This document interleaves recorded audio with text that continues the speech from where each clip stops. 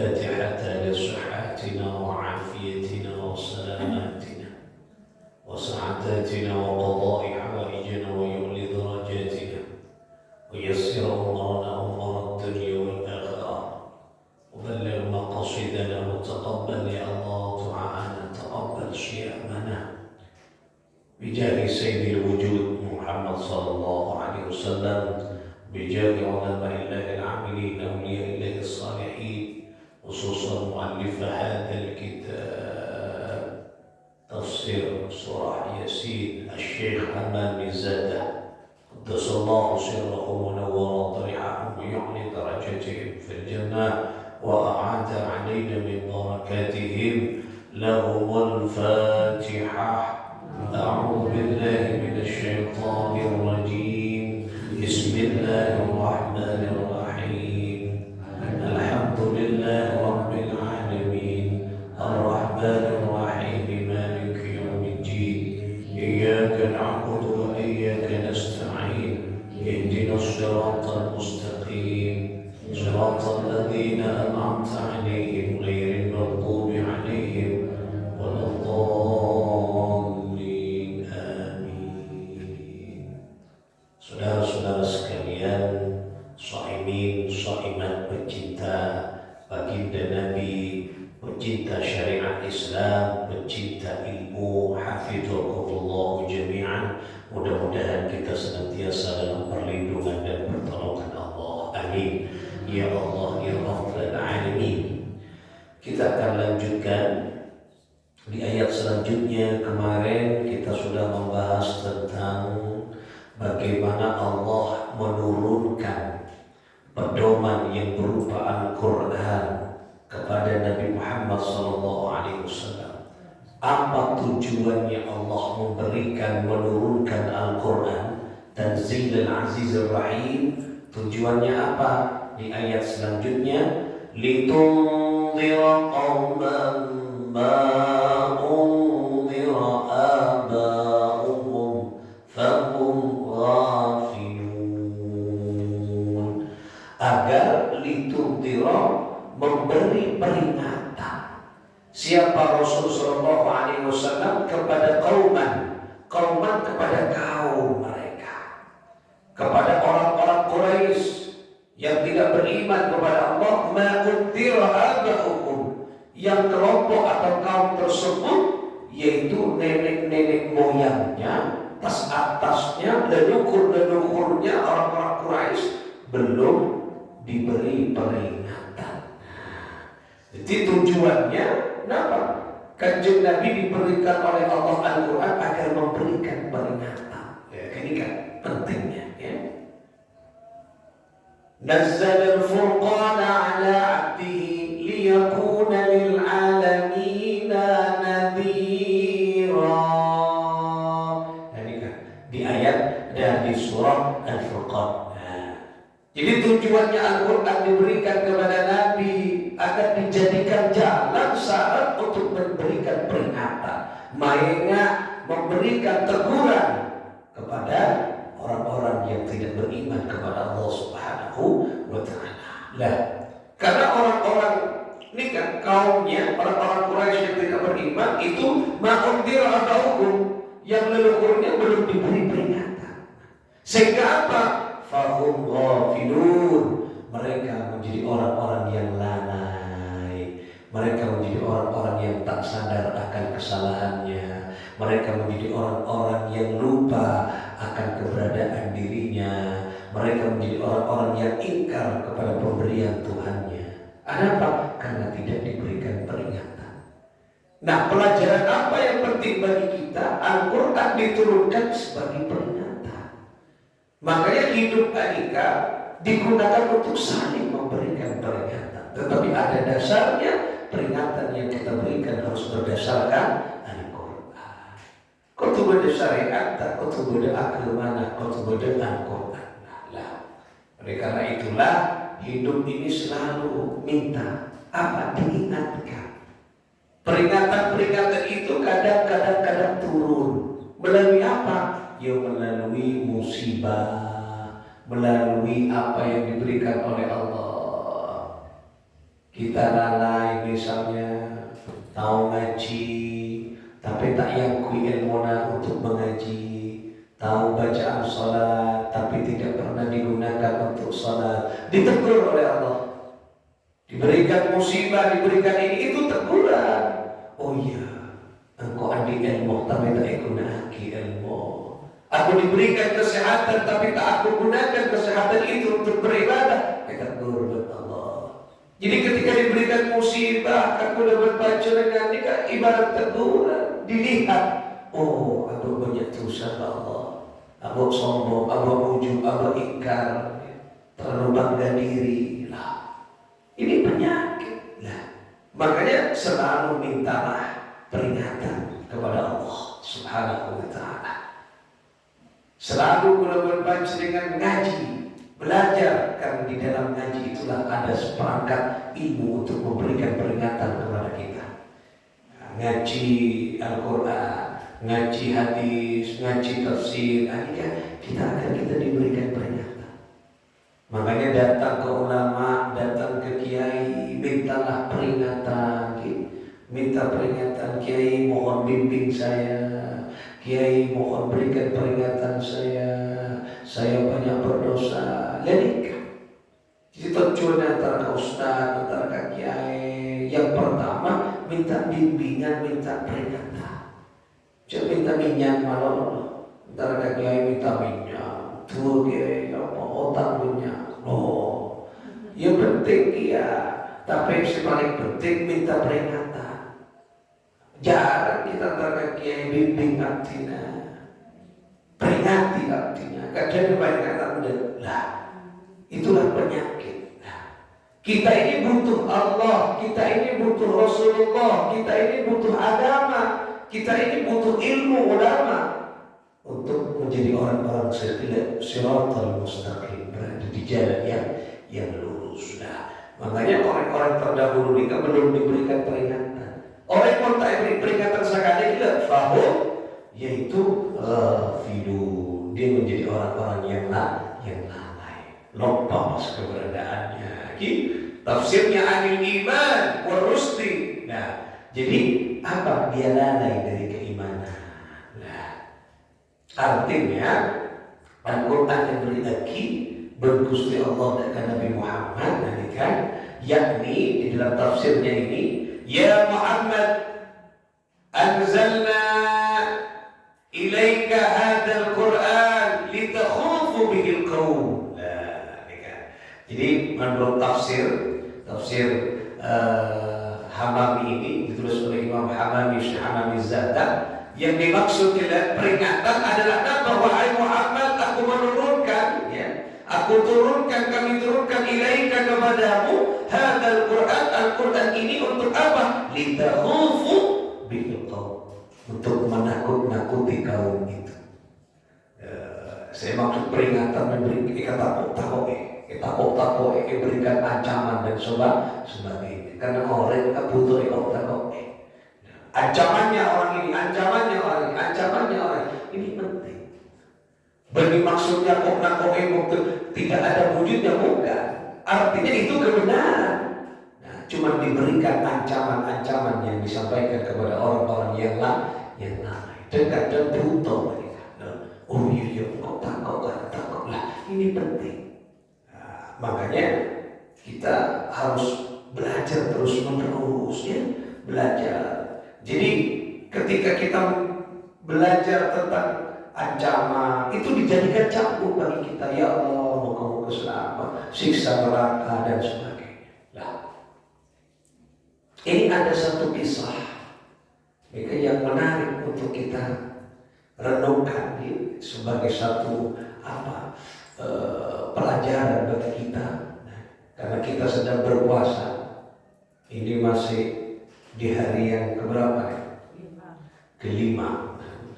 Saya cek terasa mungkin dari dua lima, karena dua lima. Saya kira Nah, di 5 hari ini ada satu kisah di dalam kitab As-Sunan Al-Kubra yang dikarang oleh Imam Baihaqi. ini kan menarik sebagai peringatan bagi kula panjenengan. Nah, kenapa? Suatu ketika Nabi Shallallahu Alaihi Wasallam bermimpi. Jika hadis itu diterangkan, mimpi Rasulullah. Bermimpi Rasulullah SAW dibawa oleh dua orang laki-laki. Orang laki-laki, dua orang laki-laki. Dibawa ke satu tempat yang tidak ada orang, yang tidak ada penghuninya. Kemudian tempat itu agak tinggi, yaitu gunung. Nah, ini pegunungan, bukit yang tinggi. Kemudian di tengah Rasulullah SAW sampai ke bukit itu, ke puncak gunung itu, Rasulullah SAW mendengar bunyi teriakan yang begitu keras, carengan. Saya makin mirip acareng, bodoh orang acareng lagi. Acareng kenapa? Karena akibat dia menjerit karena kesakitan.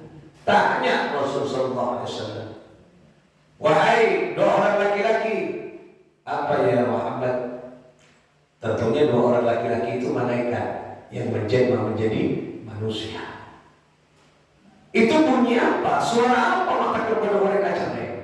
Kemudian dua orang laki-laki itu mengatakan, itu adalah ahlun nar, itulah Muhammad, itulah penduduk neraka.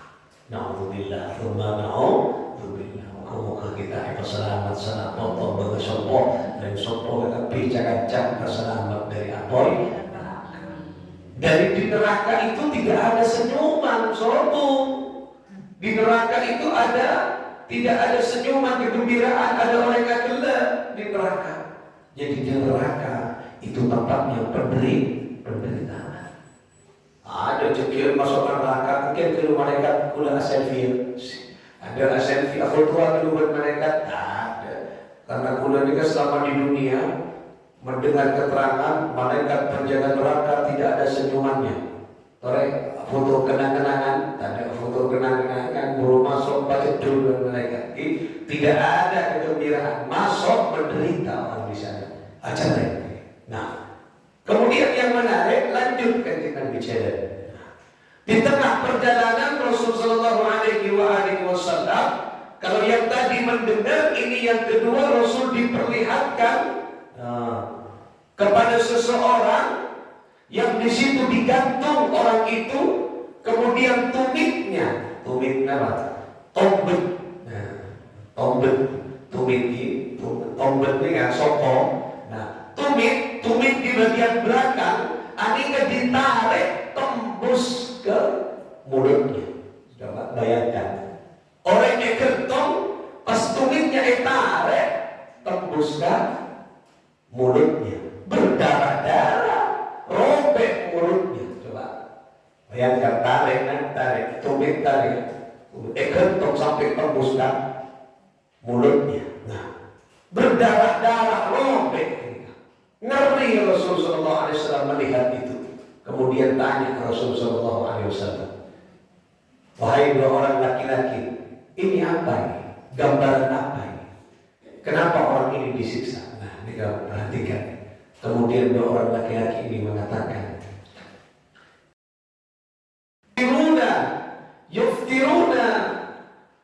yuftiruna qabla tahiyyat as-siyam. Inilah orang yang membatalkan puasa sebelum tiba waktu maghrib tiba. Sehingga tengah ketika ancaman cepat keempat membentar puasa, kecuali ada udzur syar'i. Ancamannya berat. Berapa maksudnya? Nah, kalau 12 misalnya, kalau 2 panas, gara-gara panas tak kuat menahan lapar dan menahan dahaga, nyamana puasa. Kau tuh menahan ujian. Pas nginok, ancamannya adalah disiksa oleh Allah Subhanahu wa Ta'ala. Tak bakal ancaman. Nah, inilah peringatan bagi kita agar kita menjaga puasa kalau baca. Kecuali ada udzur syar'i, sakit misalnya di tengah perjalanan, boleh. Selain itu tidak boleh. Nah, ujian lapar berkah ujian. Di mana dari puasa tak lapar tak berkah, lapar berkah cuman ditahan karena namanya puasa menahan. Oleh karena itu jaga. Nah, ketika peringatan bagi kita ini, jangan sampai dan kita jaga sesuatu yang membatalkan puasa. Coba udah berbaca dengan kita. Nah, makanya kira-kira sesuatu yang bisa membatalkan jangan lakukan. Walaupun misalnya tidak sampai membatalkan puasa, tapi mendekati membatalkan puasa, ya sampai misalnya sikat gigi, ini kan makruh, makruh. Sikat gigi ini kan makruh. Nah, ketika dia sikat gigi dikhawatirkan, masuk ke rongga menampung, jangan sampai kamu sikat gigi, jangan. Mencicipi makanan, oleh, tapi makruh. Mencicipi makanan, tapi korban. Nyicipi, misalnya gole. Misalnya gole hurduhur tak otaknya mana cicipi. Cicipi korbual tuh oleh. Tetapi ini makruh. Kenapa? Takut dikhawatirkan. Alas saya pasti kalau duduk. Tak boleh. Mau gara-gara ketika cerita saya bagi orang saya tak asa. Misalnya saya udur, saya head, misalnya saya tak bisa. Ya rasa geluh. Nyaman, lemak, boleh dilanjutkan orang sedang, orang nikah, boleh. Nah, ketika nyaman hati-hati, dengar karena orang membatalkan puasa sebelum waktunya tiba, waktu buka puasa tiba, maka itulah ancamannya tadi, disiksa oleh Allah. Siksa ada itu nyawa ini dokumen lagi akhirat. Itu tak memberi siksa ini karena dokumen lagi akhirat. Nah, oleh karena itu ayo jaga. Ketika semua merupakan apa? Peringatan. Laqad haqqal qawlu ala aktsarihim fahum la yu'minun. Ini ayat selanjutnya. Laqad haqqal qawlu ala aktsarihim fahum la yu'minun. Ay wajib kalimatul adab ala aktsarihim lianna Allah Ta'ala.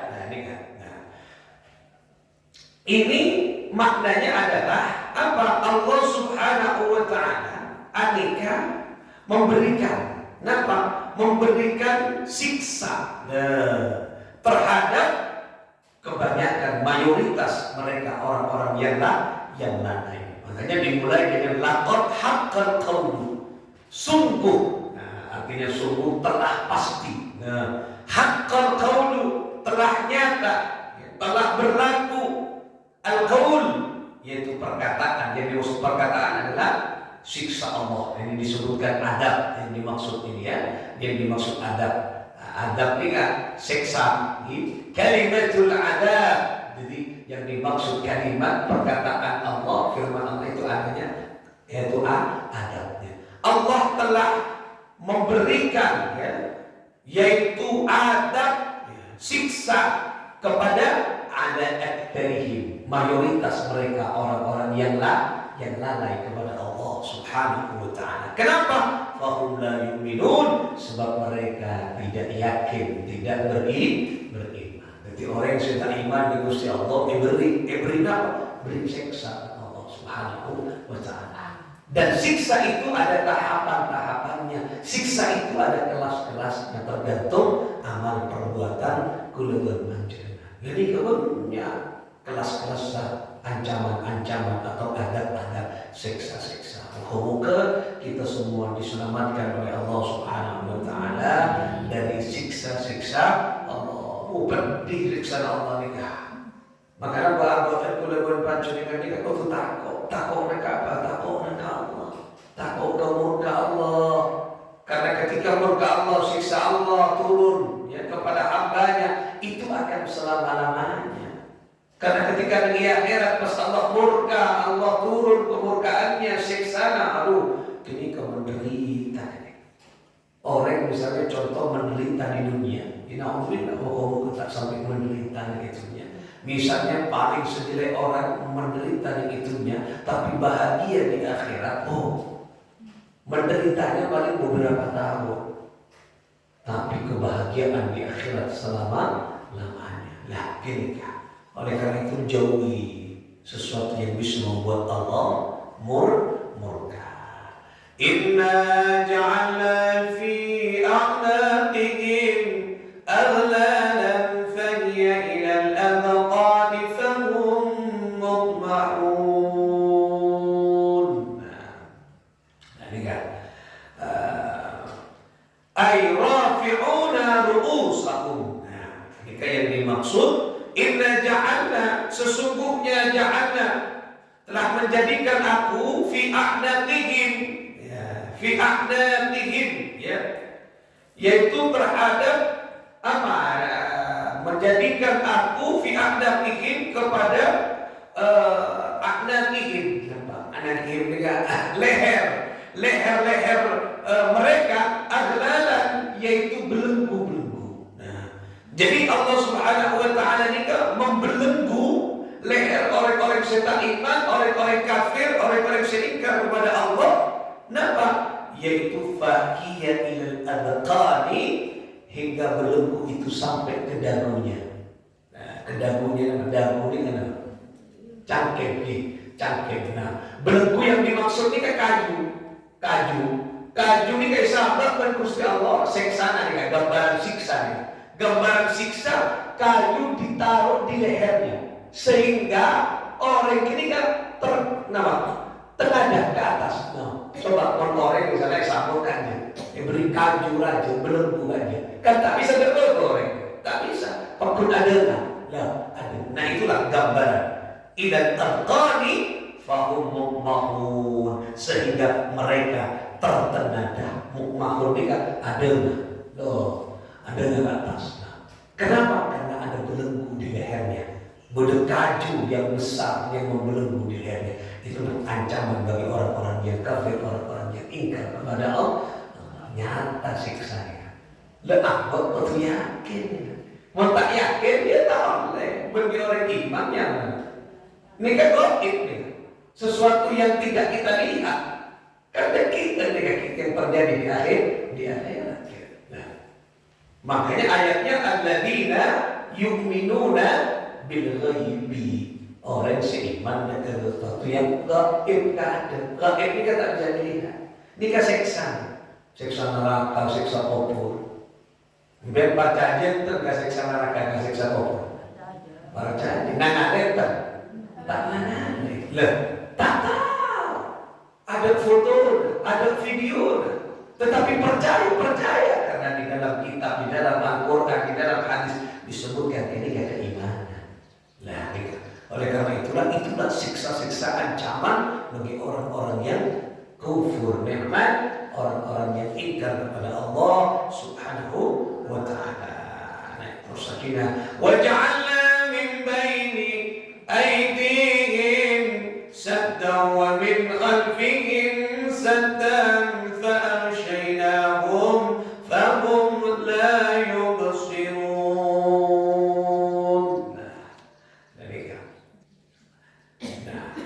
Ini Allah Subhanahu wa taala waja'alna, dan kami jadikan min baini aydihim sadda, di depan mereka orang-orang gelap, si kufur, si kafir, si tak iman, yaitu apa? Penghalang ini kenapa pagar. Di hadapan mereka ada penghalang. Kemudian fa'arsyainahum, dan di belakang mereka juga ada penghalang. Fahum la yubsirun. Waja'alna min baini aydihim sadda wa min khalfihim sadda. Nah, di depan mereka ada penghalang, wa min khalfihim sadda, di belakang mereka ada penghalang. Itu bodoh. Pagar ya ada. Budi berpakarnya, menikah ya Allah, sempit orang-orang yang disiksa oleh Allah Subhanahu wa taala. Menikah coba fa'syaidahum fahum la yubsirun. Dan kami menutup ya faghshaynahum, dan kami menutup mata mereka, fahum la yubsirun, sehingga mereka tidak dapat melihat. Allah. Jadi orang ini kan mau disiksa oleh Gusti Allah, boleh penghalang tapi itu otot mata, itu otot mata, itu otot matanya. Nah, oleh karena itulah disitulah orang-orang seingkar Gusti Allah. Nah, nazalat hadhihi al-ayah fi riwayah. Nah, dikatakan tentang riwayat disebut zaki. Nah, siapa yang dimaksud kita? Orang-orang contoh dari sebelum dibelenggu lehernya, kemudian ditutup matanya, ya, buta dan sebagainya, tidak bisa melihat dan sebagainya. Jika terjadi kepada Abu Jahal, wasahbihi, dan sahabat-sahabatnya, mereka pun banyak macam-macam nih sahabat-sahabat itu, yaitu maksudnya sahabat nih kancana Abu Jahal, Abu Lahab, bersemacam nih. Jika banyak jika namanya orang-orang seingkar dengan Gusti Allah, disancam akan siksa neraka. Nanti ada tafsirnya, ada ceritanya, ada riwayatnya. Insyaallah besok kita akan jelaskan riwayatnya, cerita itu. Semoga sesaat manfaat barokah. Mudah-mudahan ancaman-ancaman tadi kepada orang-orang yang ingkar menjadi peringatan pelajaran bagi kita, agar kita tidak ingkar kepada Allah Subhanahu wa Ta'ala, agar kita hati-hati terhadap perintah-perintah Allah dan hati-hati terhadap larangan-larangan Allah Subhanahu wa Ta'ala. Semoga manfaat. Bisiril Fatihah.